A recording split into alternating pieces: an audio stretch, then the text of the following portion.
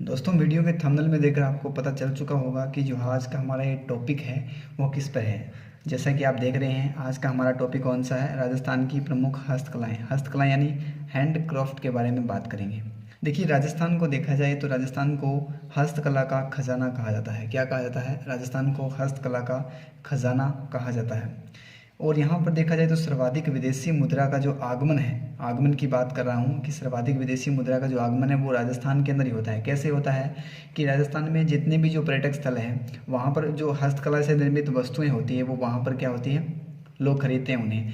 जब विदेशी पर्यटक यहाँ राजस्थान में आकर विदेशी मुद्राएं खरीदेंगे तो बेसिकली आपको पता है कि जो विदेशी मुद्रा है वो राजस्थान में आएगी आएगी। देखा जाए तो एशिया की सबसे बड़ी मीनाकारी मंडी, एशिया की सबसे बड़ी बात करें तो मीनाकारी मंडी है वो जयपुर के अंदर है। जयपुर में भी कौन सा स्थान है? सीतापुर। वहाँ पर एशिया की, दोस्तों मैं यहाँ पर ना ही जयपुर की बात कर रहा हूँ, ना ही राजस्थान की बात कर रहा हूँ, ना ही भारत की बात कर रहा हूँ, बल्कि मैं बात कर रहा हूँ एशिया की। एशिया की बात कर रहा हूँ तो एशिया की सबसे बड़ी मीनाकारी मंडी है वो सीतापुर जयपुर में है, और वो भी जेम्स एंड ज्वेलर्स पार्क के नाम से जानी जाती है। यानी जो एरिया है वो जेम्स एंड ज्वेलर्स पार्क के नाम से जाना जाता है। एक बार टीवी में भी, न्यूज़ में भी दिखाया गया था, मैंने देखा था कि यहाँ की जो जेम्स एंड ज्वेलर्स पार्क है, यहाँ पर जो लगभग शॉप्स का जो रेंट है वो लगभग 2-2 लाख के आसपास भी है। तो इतना यहाँ पर ये फेमस है James and jewellers park. Next है औद्योगिक नीतियों के बारे में जानते हैं कि जो हस्तकलाओं से संबंधित जो पहली औद्योगिक नीति थी वो कब लागू की गई। वो 24 जून 1978 को, सन आपको याद रखना है, 1978 को उस जनता पार्टी के अध्यक्ष थे भैरों सिंह शेखावत, इनके द्वारा शुरू की गई थी। दूसरी औद्योगिक नीति आपको याद रखनी है वो अप्रैल 1980 में, और उस समय 80 से कौन सी सरकार थी? बीजेपी थी। और इसमें कुछ प्रमुख व्यक्तित्व अटल बिहारी वाजपेयी, मुरली मनोहर जोशी, लाल कृष्ण आडवाणी, इनके नाम भी संबंधित है। पूछा जा सकता है एग्जाम में कि द्वितीय औद्योगिक नीति से संबंधित व्यक्ति, ठीक है। फिर 1991 की एक औद्योगिक नीति के संदर्भ में आपको याद रखना है, उसके संदर्भ में 3 शिल्प केंद्र खोले गए, इसलिए इम्पोर्टेंट है। पहली और दूसरी इम्पोर्टेंट है। उसके बाद 1991 की जो औद्योगिक नीति थी वो इम्पोर्टेंट है क्योंकि उसके तहत 3 शिल्प केंद्र खोले गए। पहला शिल्प केंद्र है जवाहर कला शिल्प ग्राम, वो जयपुर के अंदर है, जहाँ पर राजस्थान में सर्वाधिक सांस्कृतिक कार्यक्रम का आयोजन किया जाता है। अब इसके वास्तुकार भी कई बार एग्जाम में पूछा जाता है। वास्तुकार है चार्ल्स कोरिया, यानी जवाहर कला शिल्प केंद्र के चार्ल्स कोरिया। उद्घाटन यहाँ पर शंकर दयाल शर्मा ने किया। दोस्तों, इसमें कई फैक्ट है जो बेसिकली इंपॉर्टेंट नहीं है, पटवार के एग्जाम में ये डीप में जाके पूछा जा सकता है, लेकिन हाई कोर्ट में इतना डीप में नहीं पूछेंगे कि इनका उद्घाटन वास्तुकार कौन था। आपसे ये पूछा जा सकता है कि जो 3 शिल्प केंद्र है वो किस औद्योगिक नीति के संदर्भ में खोजे गए, या कितने शिल्प केंद्र खोले गए, या कौन सा कहाँ है, बेसिकली यहाँ पर पूछा जा सकता है। उसके बाद 2 नंबर पे है हवाला शिल्प ग्राम उदयपुर के अंदर, तीसरा है पाल शिल्प ग्राम जोधपुर के अंदर। इसके लिए मैं दोस्तों आपको छोटी सी ट्रिक बताता हूँ कैसे। आपको पहले याद रखना है कि जवाहर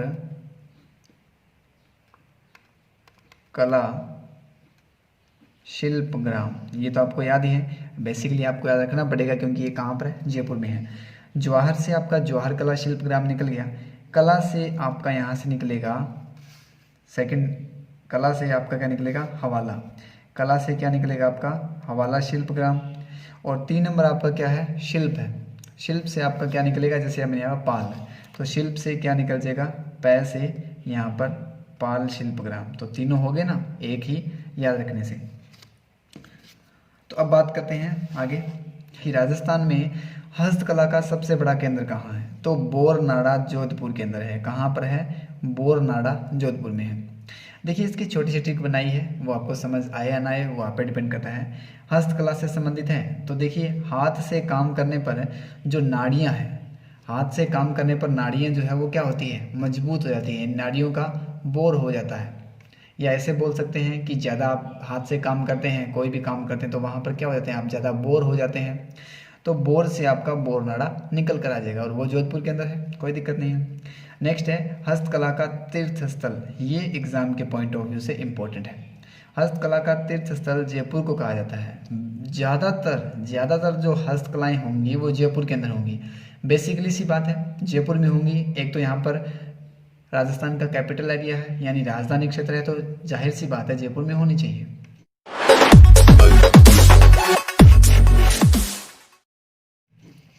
अब हम अलग अलग डिवाइड करके पढ़ेंगे। सबसे पहले हम पढ़ेंगे कपड़े से जो संबंधित कलाएं हैं उनके बारे में।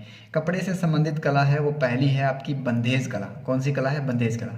बंधेज कला प्रसिद्ध कहाँ की है, फेमस कहाँ की है? जयपुर की है। मैंने अभी आपको बताया कि ज़्यादातर आपको कलाएँ होंगी वो जयपुर की मिलेंगी।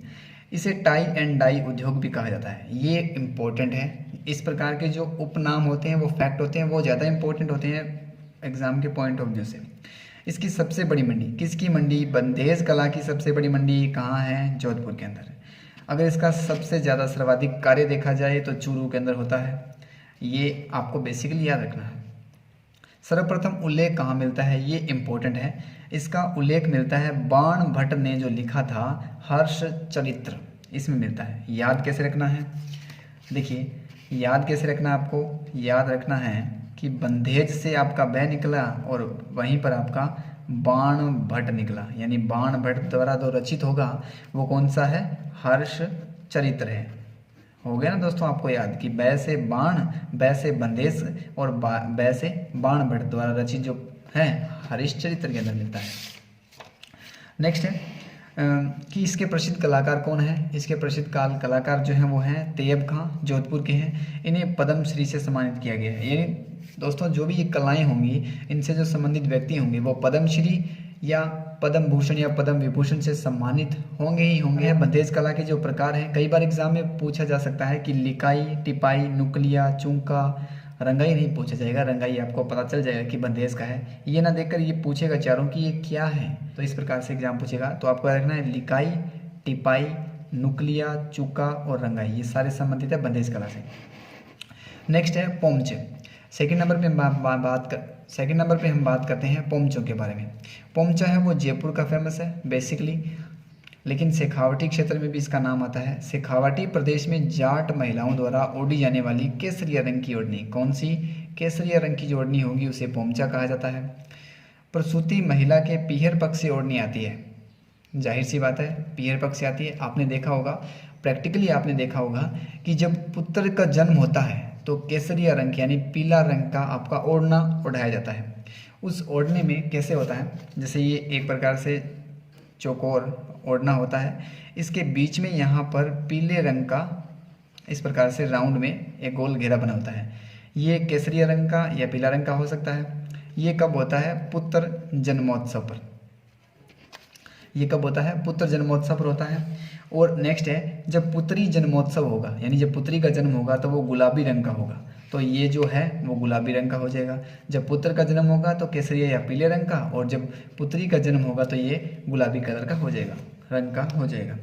नेक्स्ट है विधवा महिलाओं द्वारा, ये भी इंपॉर्टेंट फैक्ट है, विधवा महिलाओं द्वारा हाड़ौती प्रदेश में, हाड़ौती प्रदेश कौन सा आ गया? कोटा, बूंदी, झालावाड़, बारां, ये हाड़ौती प्रदेश है। इस हाड़ौती प्रदेश में जो ओढ़ी जाने वाली काले रंग की ओढ़नी होती है उसे क्या कहा जाता है? तो उसे चीड़ का पोंचा कहा जाता है।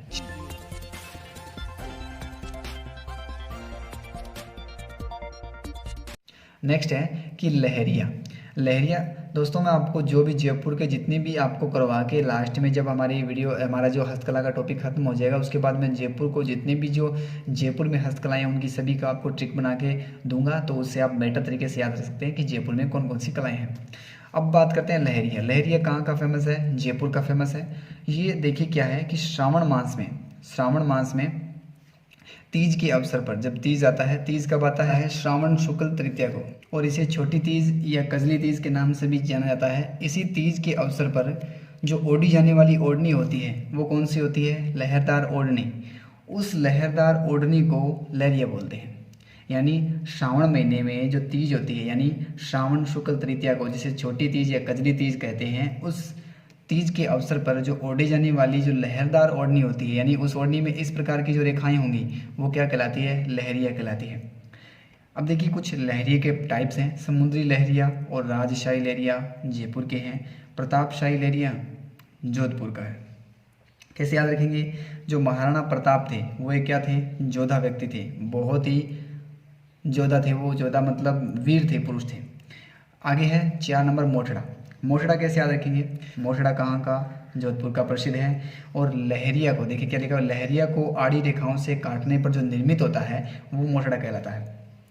नेक्स्ट आपका है मिरर वर्क। मिरर वर्क में क्या है, शीशे का कार्य कपड़े पर, जब कपड़े पर शीशे का कार्य किया जाता है तो उसे मिरर वर्क बोला जाता है। अब देखिए इसके लिए फेमस कौन सा है, यानी मिरर वर्क के लिए फेमस पर्टिकुलर आपसे देखिए, जैसे मोटेरा वो जोधपुर का फेमस है, ठीक है, लहरिया जयपुर का फेमस है, ठीक है, लेकिन जो प्रसिद्ध है मिरर वर्क के लिए, जैसे चौहटन एक फेमस स्थान है वो फेमस है, ये आपके लिए इंपॉर्टेंट होता है। तो देखिए कैसे है कि मिरर वर्क के लिए फेमस कौन सा है, चौहटन बाड़मेर का जो है फेमस है, और जैसलमेर में मुस्लिम महिलाओं द्वारा ये बनाया जाता है। इसकी ट्रिक क्या बनाई मैंने कि कांच से चोट लग सकती है, तो चोट से क्या बनता है, ये चौहटन बाड़मेर बन गया। ये चौहटन बाड़मेर जो है वो गोंद उत्पादन के लिए फेमस है, और सुइया माता का मेला भी लगता है यहाँ पर चौहटन बाड़मेर में, वो भी इसके लिए फेमस है। अब मैं नेक्स्ट बात करता हूँ आपका पेच वर्क। पेच वर्क के लिए क्या है, पेच वर्क के संदर्भ में है कि पेच वर्क जो है वो शेखावाटी प्रदेश के लिए फेमस है। कहाँ का फेमस है, शेखावाटी प्रदेश का। पेच वर्क क्या होता है कि कपड़े को मन चाहिए आकृति में काट कर, जैसे कपड़े को विभिन्न कतरन होते हैं ना, कतरन, कपड़े को विभिन्न अलग अलग तरीके से डिजाइन काट कर और कपड़े पर ही चिपकाना, यानी कपड़े के डिजाइन काट कर कपड़े पर ही चिपकाना, वो क्या कहलाता है, पेच वर्क का काम कहलाता है। ये सर्वाधिक कार्य कहाँ होता है, ये तिलोनिया अजमेर में इसका सबसे ज़्यादा कार्य होता है। तिलोनिया अजमेर के अंदर एक बेयर फुट संस्थान स्थापित किया गया है पेचवर्क कार्य के लिए, जो बंकर राय समिति की सिफारिश पर बनाया गया था। ये एग्जाम के पॉइंट ऑफ व्यू से इम्पोर्टेंट है। नेक्स्ट आपको याद रखना है, एक पेचवर्क के लिए एक और है कि यहाँ पर इसकी फेमस महिला है, यानी प्रसिद्ध महिला, वो शशि झलानी जो है वो जयपुर की ही है, वो इसके लिए फेमस लेडीज़ है।